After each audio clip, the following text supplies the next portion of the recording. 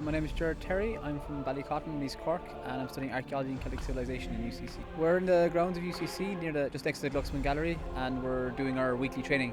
We do it twice a week, once up in Electrical Engineering Building L1 on a Wednesday from about 6:30 to 10, and then we're trying to do it every Saturday now as well from 11 till 3 to give people more chances to do more things, because we also do a lot of craft workshops like clothes making, shield making, other things like that, and some people will do that on the Wednesday and then do the training on the Saturday so they can get as much out of the society as possible, so they get more value out of it.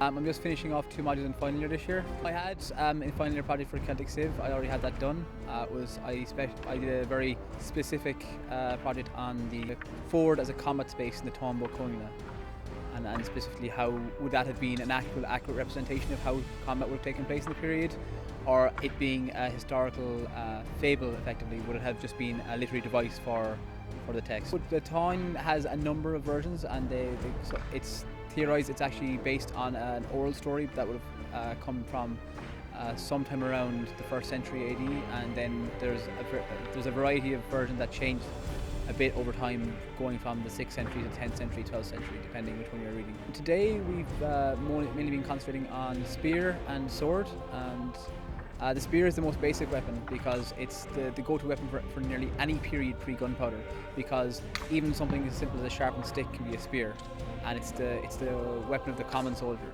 Then as you go up the scale, you have axes, which would take more steel to make an axe, and then you have a sword, which is it's a very high-end weapon for a lot of the earlier periods.